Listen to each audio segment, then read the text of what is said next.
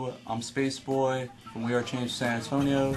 I'm here today to talk to you about the television show on NBC Heroes, the Marvel comic miniseries Civil War, and also Watchmen, the upcoming movie based on the comic.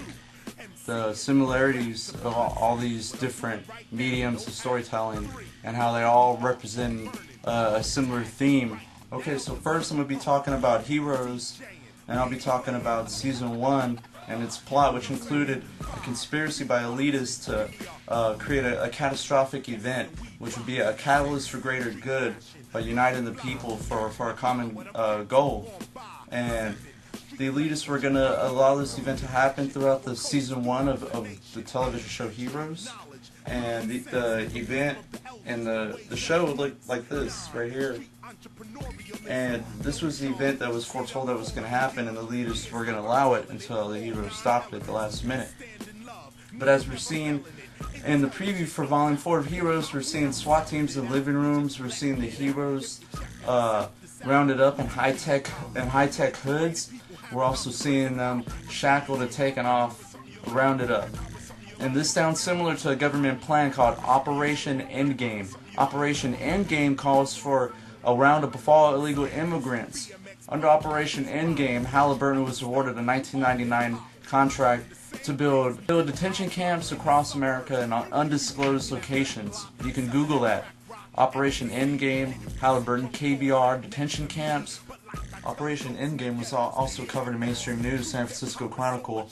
You can find it on Google by typing in Rule by Law or Rule by Fear. They covered Operation Endgame, so did Houston Chronicle. So now we're on the subject of Civil War, a crossover story in the Marvel Universe. Civil War kicked off by us finding out there's an Illuminati in the Marvel Universe, including such members as Mr. Fantastic of the Fantastic Four, Namor, the Submariner, Black Bolt of the Inhumans, Iron Man of the Avengers, and they were all conspiring together. They came together and decided that Bruce Banner, the Hulk, was too much of a threat, so they conspired together and tricked Bruce Banner that he was fixing a satellite in space, and they actually sent him to another planet. And now it's the Marvel Illuminati, the comic book series Civil War. A lot of innocent people died, a tragic event happened, and out of that, the government passed the Superhuman Registration Act, which required all costumed vigilantes to register with the government, enlist, serve, and train with the government. There's no more secret identities. So Spider-Man sided with the government pro-registration act until he learns about concentration camp-style prisons in the negative zone, where they're sending the costume vigilantes who don't want to register. They're sending them to these concentration camp-style prisons. And it's then that Spider-Man realizes he's made a really great mistake, and he ends up joining the rebels and Captain America. And in the aftermath of the Civil War storyline, you have Captain America turning himself into the government and then actually being assassinated on his way to court. And so we're seeing reflected in Marvel Comics, in Civil War, you register with the government or you get hunted down, whether you're a good guy or not. This military dictatorship is being reflected in the Marvel Universe, and it's similar to what we see with the Military Commissions Act, John Warner Defense Act, Patriot Act, and the upcoming Homegrown Terrorism Prevention Act. We're seeing a similar theme throughout fiction that we're also seeing in our Congress.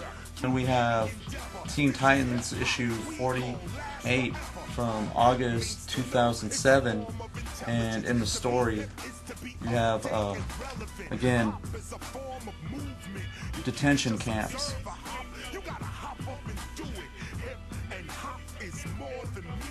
So you have Supergirl and Wonder Girl want to go get Wonder Girl's mom out of the detention camp, but they're told by the government that they're not allowed to do that.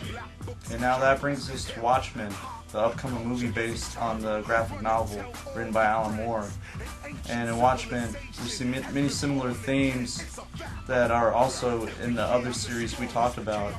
We see Ozymandias, former hero, retired hero turned corporate CEO, and he wants to bring about hope and peace to the world, and by uniting the world under a false flag event. He wants to fake an alien invasion so that countries will unite and we can get out of so they can get out of the Cold War setting that they're in. And this is in Watchmen.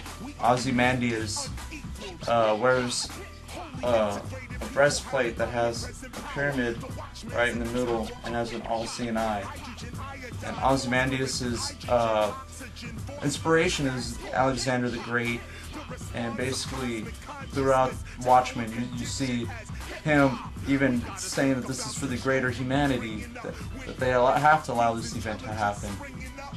Now I understand that all these stories are fiction, but this is a classic example of art imitating life. If you look at the PNAC document, the document Project for Building a New American Century, in it they were calling for a revolutionary change in the military-industrial complex, and they said this could only happen absent some catastrophic and catalyzing event, something like a new Pearl Harbor. This document was written in 2000, and a year later you have your new Pearl Harbor, you have 9/11. Google Operation Northwoods, this document was approved by the Joint Chiefs of Staff in the 60s, and in this document they were talking about using remote-controlled planes, flying them into the Twin Towers, blame it on Cuba for a pretext for war, a false flag event. And this is just throughout history. You have the USS Liberty, and you also have the Gulf of Tonkin, all these false flag evidence that are proven in documents. I got prisonplanet.tv, and if you want to get active in this info war and be a real hero, check out WeAreChange.org, and also go on YouTube and check out WeAreChange.org, WeAreChange San Antonio, and look into this info. Keep it up. Thanks for checking out the video. Rate and comment it. Subscribe to our videos. Peace.